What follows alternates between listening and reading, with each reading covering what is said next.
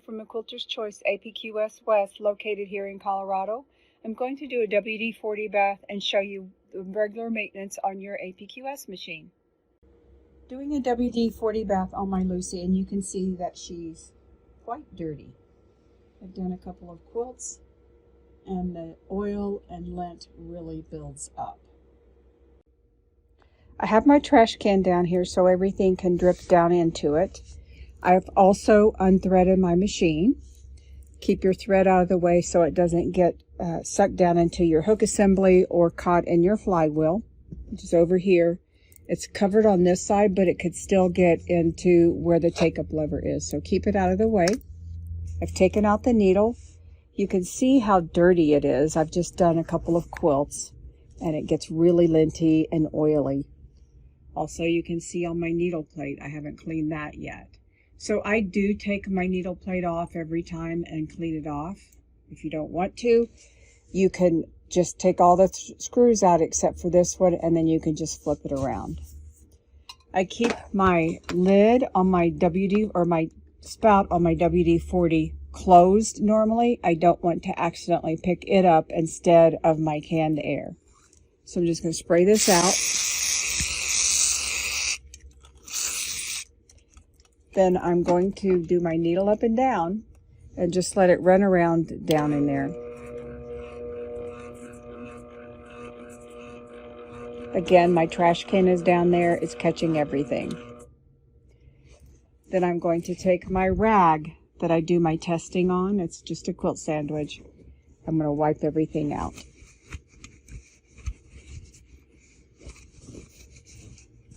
I did take a tissue.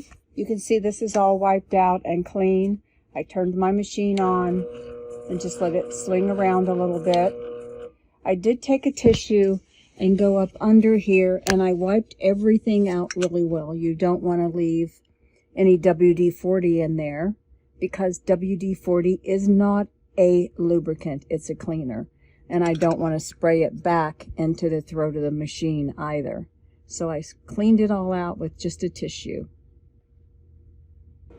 Wiped it all out, got the excess WD-40 out. Now I'm going to spray.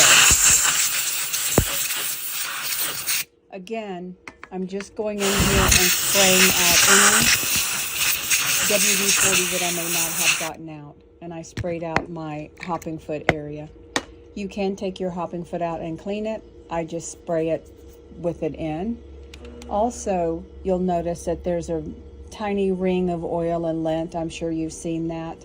It's because the wicks on the top feed down to your needle bar and your hopping foot bar, and it gets lubrication on there. You can see a little oil on my fingers from that. So I'm going to take my cloth, wipe that off. This only takes 5 minutes. So now I'm going to get my oil, and I'm going to douse it well. Probably too much, but I wipe out any excess. Again, keep your trash can underneath. I want to oil back here behind my hook assembly, the shaft that it goes onto. So I'm just going to oil that a little bit. Spray some oil in the hook assembly itself. Remember, we've just cleaned out all the lubrication that's in there. Now I'm going to turn my needle on up and down and let that work around in there. Just get everything resaturated with your oil. Good. Then I'm going to take my rag again and wipe out any excess oil in there. Not wiping it all out, just any that dripped down in there. I'm going to put a new needle in and adjust it. That's how you do a WD-40 bath. Now, when I'm quilting, every 2L bobbins, I go into my hook assembly right here in the basket. I put a drop of oil right there, just a little drop of oil. I turn it on. I obviously unthread my needle. I will turn it on, let it run around a little bit. Then I will take a partial bobbin like this. I don't want to put a full bobbin in there because any oil that's sitting down in the basket is going to suck right into your bobbin. So I just use a partial bobbin to run it off, Then I will put my full bobbin in and continue quilting. I cleaned off my needle plate. When you put your needle plate back on, you want to make sure that your needle plate is on front to back. See that? It's backwards. There's no place for the needle to go down. So you want to turn it around, set it back on where your screws go. Make sure the hold in your needle plate is where your needle can actually go down through, and put your screws back in. You want them snug, but don't over tighten them and strip them out. Let's talk about the top of the machine. We have 4 wicks up here. What I do is I just lay my fingers over top of these wicks, and then I pull them away and look at them. If I don't see a moist spot, I put a drop of oil on the one that needs it. This one in the top left side, looking at the front of your machine, will need oil 10 times before I oil the others. This one touches the flywheel, which is going constantly when you're quilting, so it uses more oil. If the others need it, I will put a drop. And when I say a drop, I mean a tiny drop. So here we go. If I get too much, which I sometimes do, so I'll put a drop on all of them, and I did get too much. I always have a tissue in my pocket. See that oil sitting there? We don't want that. So I'll take a tissue and just wipe off the excess. You don't want to over oil.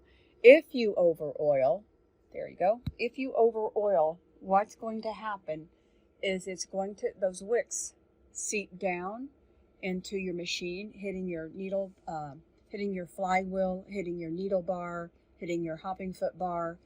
And if it's too much oil, it's going to seep down, and along here, this is not sealed.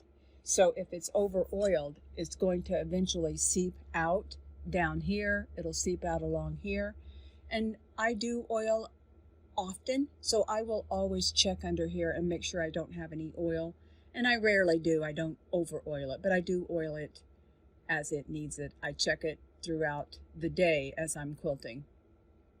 That's all there is to it. That's your daily maintenance, along with your WD-40 bath, which I do every 2 or 3 quilts. But I check my oil on my wicks, and I check my oil in my hook assembly as the day goes through.